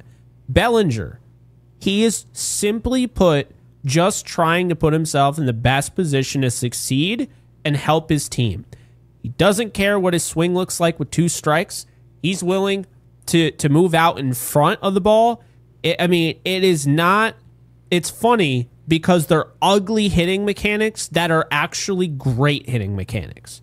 Sometimes your swing is going to look hideous. If you make contact and serve it the opposite field where nobody is, no one's going to give a rip. Stanton, not expanding the zone anymore, not swinging like crazy, trying to reach for a ball that he has no chance of hitting. He's also just trying to get on base. Is he trying to hit a home run as well? Yeah, but the thing about Stanton is that he hits line drives for home runs. He very rarely moonshots that. He hits them 120 miles an hour off the bat. And he also hits line drives like that, in the play. So he's also a borderline Hall of Famer. I think we'll that too. allow it. If you Ben have Rice, a career of doing it, we'll let it. I want to talk about Ben Rice here because I don't think people realize he is vastly improved. And this also goes to show you, and you could argue this is a Boone failure on his part, he wasn't playing a ton. Like, he played a lot, and then Stanton came back, and this guy's playing twice a week, once a week, had 4 games off in a row. Ben Rice needs to play every day, and this is what you get. Did you know his chase rate is in the 90th percentile now? Like, isn't that exactly why? That's actually the number, because we've used Savant quite a bit. Definitely more than last year. Yeah. That was actually the main reason why. Anytime someone says, is Volpe turning the corner? What do I always go back to, Jake? I go back to the fact that Anthony Volpe can't draw a walk. Impossible. He will chase. That's the biggest problem with Volpe. It's not even his swing. You guys can talk about uppercut and trying to hit homers. The biggest problem for Anthony Volpe, he has no pitch recognition. He has no idea what's a strike and what's a ball. Meanwhile, you just bring up Ben Rice. Ben Rice is tracking the correct direction. What do all Hall of Fame hitters have in common exclusively? They all can lay off pitches out of the zone. Every single one of them. And that's the beauty of hitting, is knowing when not to swing.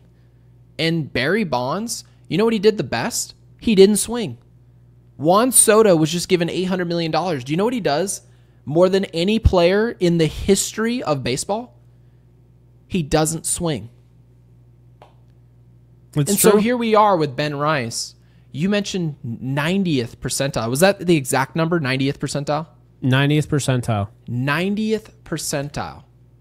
That's a recipe for sustainable success. It doesn't mean he's going to be a Hall of Famer. But what it tells you is that those numbers, the 235 batting average that you're seeing, and you see that and say, I just feel like he's played a lot better baseball. When you go into a 2026 and you go long term, there's data to suggest that there's something there long term. There are other players on the team, and it's not just Volpe. It's also Austin Wells, right? Where they'll pop 2 homers, but their chase rate is dismal. Their approach will be just AWOL for 3 weeks. That's the reason that they go on and just go ice cold, is because they don't know when not to swing. So I love that. We've long been trying to get Ben Rice part of the everyday plan. He now is. He's part of the everyday lineup. And it was enough already talking about the hard exit velocity. I wanted to see some results. And right now, Jake, we're finally getting that. No, exactly. And that's all you want to see. That's all you want to see. He plays every day. You start to see it. He's a positive first baseman in the field, by the way. His fielding run value is in the positives. Where is that, by the way? What's the exact number? Because I didn't know that. Yeah, so he's +1. He's the 16th best. Well, he's tied for the 12th with Christian Walker, Jonathan Aranda, But Paul Goldschmidt is actually, believe this or not, Paul Goldschmidt's -2. He is 55th. And Christian Walker, by the way, is a good first baseman defensively. Yeah, I mean, Ben Rice is developing, and that's the thing. It believe it or not, it happens when you play players, right? You give them a chance, and they develop, and that's the thing, is we're starting to see it right before our eyes.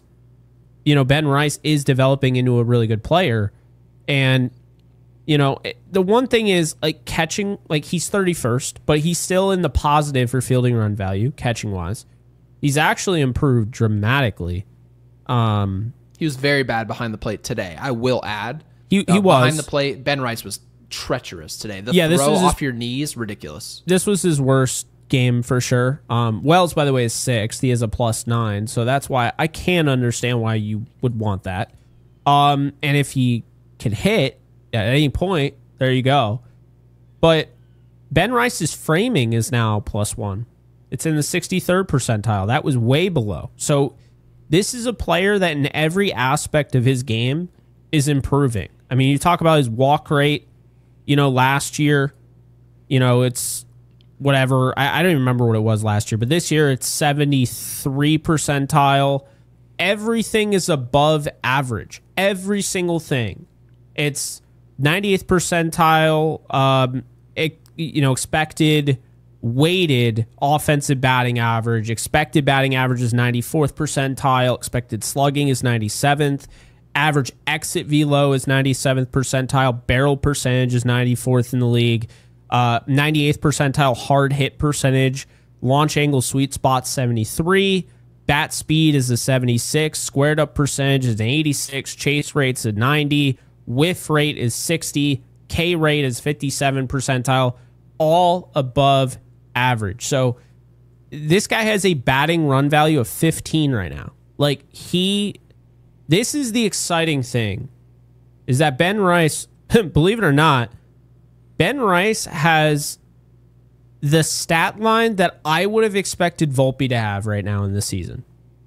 Do you know, believe it or not, before this season? I mean, you expected this? I expected him to have 20 home runs, okay, 243 batting average, and 827 OPS.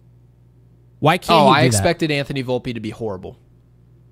Well, I mean, I just thought at some point or another, with how much they've invested in him, I was assuming they didn't scam the entire fan base into thinking that somebody who's not that good is really good. Well, the only reason I had that prediction is because he's never been good at any year. That's the thing, that's the thing about development, is there's a build-up, right? There's a beginning, there's a middle, and there's an end. There has to be some type of launch process. You don't just get the plane in the sky and it's just flying. There has to be some momentum to take flight. Ben Rice was hitting the ball, he's scorching the ball all over the yard, and it wasn't falling. And the people said, that's really frustrating. I want to see it fall. And I was on the same boat, but I said, there's reason to believe that this can turn around. Why? Because he actually is hitting the ball hard. You can't falter him about his approach. That's not the problem. You can't falter him. He's not hitting the ball hard. He's scorching the ball. It's just not falling. So that's the momentum. That's the runway. And now it's starting to.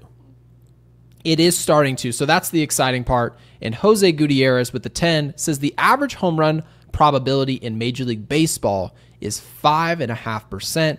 You need to confirm Google search. That is because the batter is hitting a mistake. This is something that Barry Bonds has said.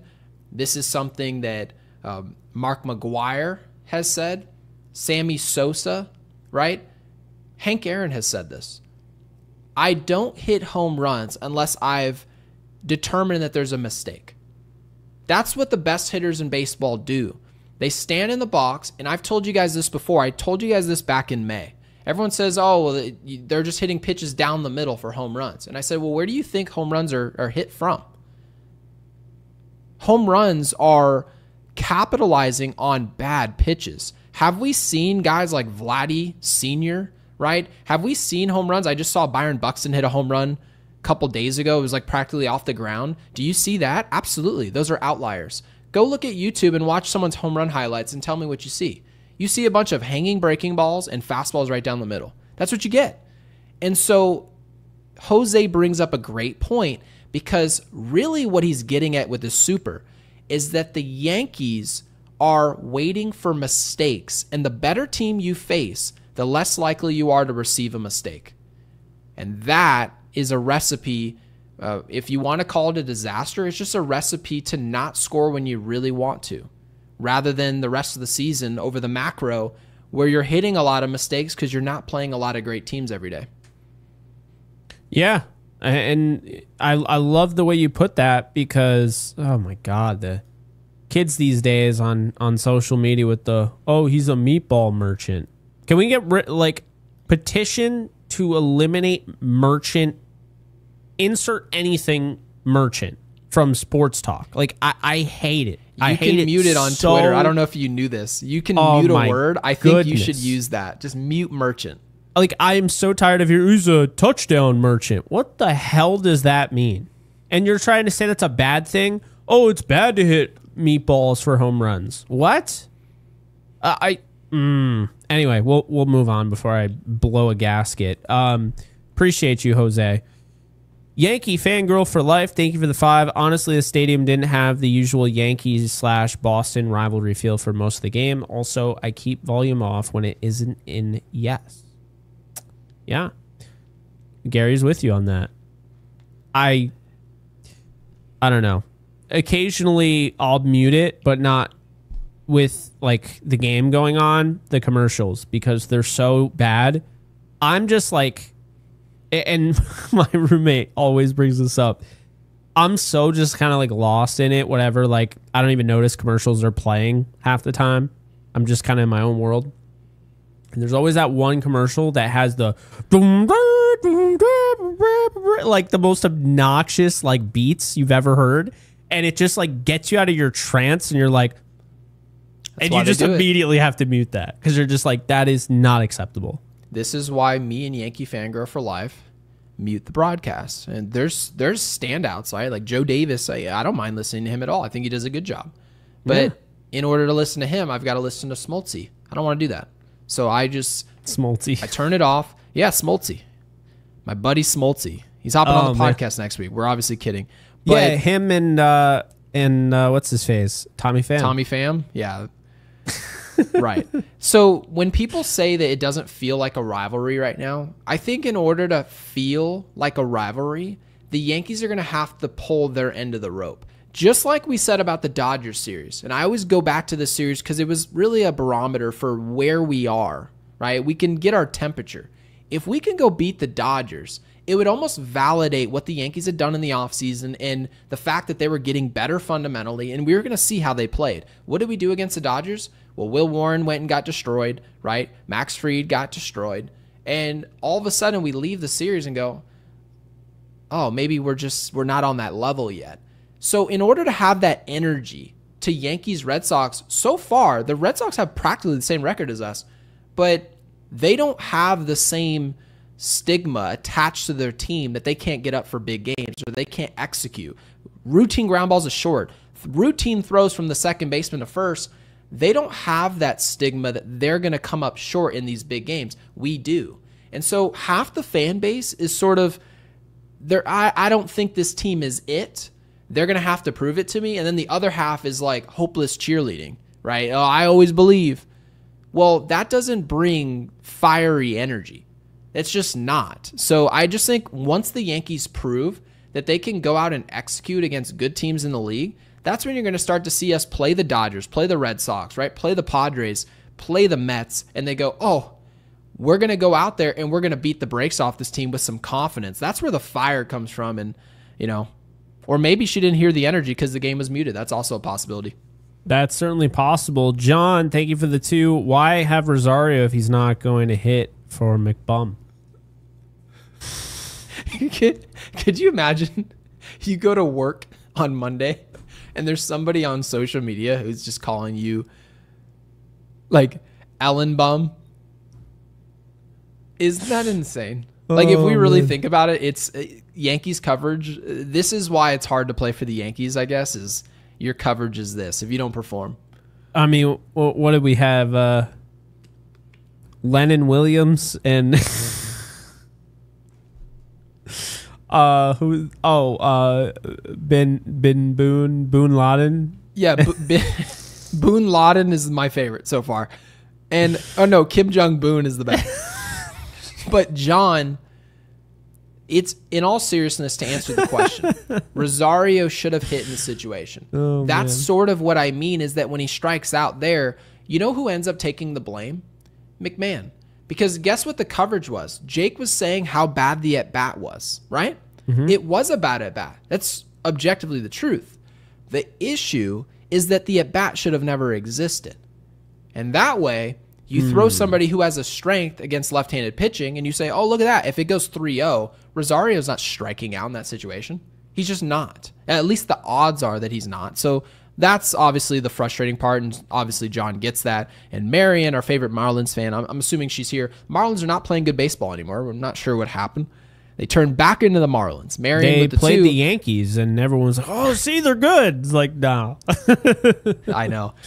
Marion is asking a question. Marion, thank you for the 2. Says, when was the last Yankees sack bunt? Do they know how? I was watching the Padres game today. You know they had 3 sack bunts today. They were just dropping down sack bunts left and right. It was weird to watch it because, and then my mom was asking me, she's like, why don't the Yankees ever do something like that? I was like, I don't even know if we have the personnel to do it. I don't even know if Jason Dominguez works on bunting. I don't even know if Jazz Chisholm works on bunting. It seems like they are working on hitting the square button and trying to hit homers. And when it works and you hit a home run, you deserve to have me praise what just happened because it's hard to hit a home run. The problem is there's no consistency and expectation that you can make a quality out when your objective normally is to hit a home run. So do you actually, Jake, have any idea the last time you saw a sac bunt from the Yankees? Trent Grisham, and it was after he hit a home run. When was that? I remember that. Wasn't it like maybe 5 days ago? Was it in the Marlins series? I feel like it was. I don't know. It's fairly recent. Okay. I do remember that, though. But yeah, it was so funny because it was like he was like 4 for 4. Yeah. That's what it was. He was like 4 for 4. He just hit a home run, and he was willing to give up his 4 for 4, potentially 5 for 5 day because he just wanted to move the runner over. Baghdad Boone. Oh, my God. I'm ready for these voicemails, by the way. We're almost caught up on the supers. Mark with the 2 says, Mark, thank you for that. Says, Big G definitely playing with pain. His outfield tracking. Yeah. Yep. Yeah. I've seen that look before. Hopefully he's okay. But, Mark, we appreciate you. Today was just... Man, it was frustrating. I really felt like they were going to win. And what's weird is I didn't feel like Heel pitched that well, and I still felt like they should have won the game. So, you know, it really do be like that sometimes. But we move on to our new segment, the Diamond Level member segment. So you can get in on this if you hustle and become a Diamond Level member.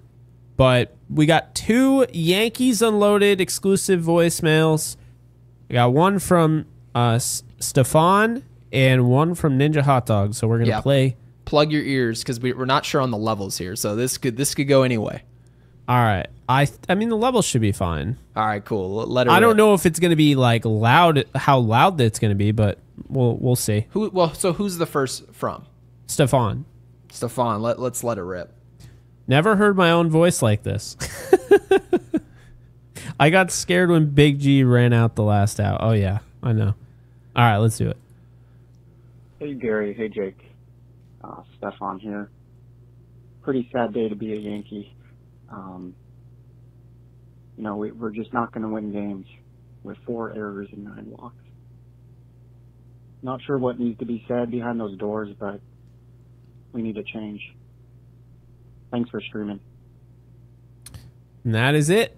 So, first off, Stefan, really appreciate you not only supporting the channel with the Diamond membership, but also supporting our vision for our voicemail section or segment of the show.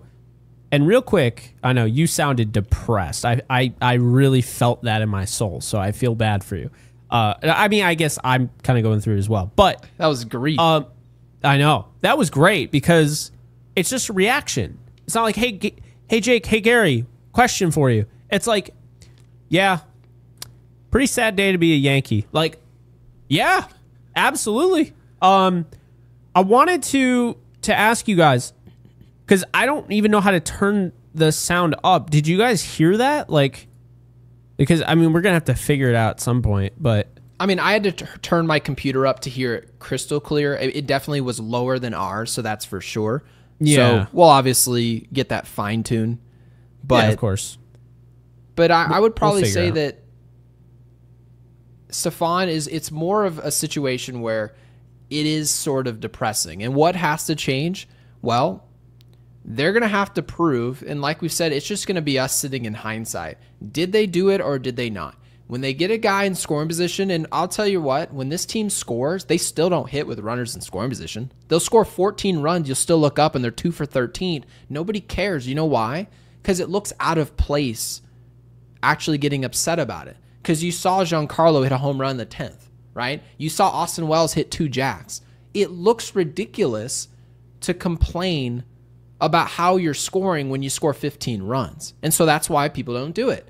But then when they don't score, they just call it boom or bust. They don't really get to the meat and potatoes as to why the team doesn't execute the obvious situations that you should score a run. Bases loaded, nobody out. it's either the Yankees hit a grand slam or they score 1 run in that situation. That's not good enough if you want to beat the good teams in the league. So, yeah, Stefan, welcome aboard to the Diamond Club. Really appreciate it. Our first voicemail, so some history there. Yeah, no, that was awesome. We'll get the sound, although Stefan's saying I might have just been mumbling. We'll get the sound figured out. It looks like I was doing a quick Google search, and it looks like it's hardware. So I just turned up. See if that helps. We'll see. Okay. I don't know if it will, but... All right, so who's our second one from? Because I believe we have 2, correct? Yeah. So our second one is Ninja Hot Dog. Hello, this is Ninja. I was at the game, and I am so disgusted by what happened. All of our pitchers lost their command. I don't get it. They all lost their command. They all were throwing balls and meatballs. Davis Meatballs has earned his name now. And so many errors. So many errors. And Jazz Chisholm can shut up because they are not Gold Glovers. They are not Gold Glove players. They are terrible. And I don't know what they're doing out there. We are not going to win this series. We are not going to do well against good teams. This team stat pads their games against bad teams and hits 9 home runs against teams that are garbage, and then they lose games like these because they suck. Fire Baboon, worst team ever. Put it in the Hall of Fame. What a great voicemail that was. So that was awesome. That is hilarious. That's a great voicemail right there. So, I think the overall takeaway at this point, yeah, I would probably say Ninja pretty much encapsulated that. Pretty much how we feel, right? Yeah. I mean, that is it. The Yankees staff, there's not really a ton of command. You feel nervous no matter who's in the position, even if you got your hand pick. If you bring Weaver out, like we all like Luke Weaver, we think he's a good arm. Yeah. But anytime he go, we're still nervous every time they go out there. If Devin Williams took the mound tonight, I mean, what are we expecting? Is it because it went well in the last series against a bad team, against the Rays? Do you guys think it's going to work out in this Red Sox series? No. Right? Doval, does he have any control? I mean, to Ninja's point, no. We have a bunch of relievers that don't have control, and they're making mistakes. One of the guys we brought in, which was Bird, ended up being a lemon, and we had to get him out of here. The Yankees bullpen maybe isn't as good as we thought it was. And so I guess the biggest problem, Jake, we did kind of talk about it. To kind of fix this, you got to pitch less of them. I know that sounds simple, but you don't want to pass the baton to 6 different people if you don't love the room. It just seems like handing it to 6 people you don't trust is bound to fail. And so far, that's what I'm seeing. Yeah, no, I love that. I love them both. I think they both complement each other very well. The first one was like, all right, this is how all Yankee fans feel, just kind of a state of, and then, you know, the first step is what, grief and then anger. Right? So it was like, and then Ninja Hot Dog was like, well, meatballs, and they had no command, and he tell Chaz Chisholm to shut up. Like, I was like, whoa. It's like, all right, I told you. And that was a fresh voicemail because he does. That was ridiculous answer. Ridiculous. Yeah. And he probably is just like, who cares? I mean, they put a mic in my face. They asked me, so I gave him an answer. Show some accountability. Stop telling us how good you are. You're not good. You're not. I get that you guys keep saying, I want a Gold Glove. Here in New York, nobody cares about winning Gold Glove. If that just makes you sound silly. It just seems like an arbitrary achievement. We don't care. But guess what? When you win a World Series, you know what we're going to do in hindsight? Oh, he won 4 Gold Gloves. That's what we're going to do. He won an MVP. I will say this. Backwards. To be fair to him, he's considered this like locker room cancer around the league or whatever has been put on him. A loose cannon, sure. He's been nothing but supportive of his teammates. He hasn't thrown anyone under the bus. He was backing Volpe. He was backing Goldschmidt. He was backing McMahon. I have no issue with that. I don't necessarily want to hear it Like after this, I don't want to hear anything. That's why I don't really tune in. Real quick, I wanted to re-air Stefan's, and the reason being is because I want to see if this is doing anything, right?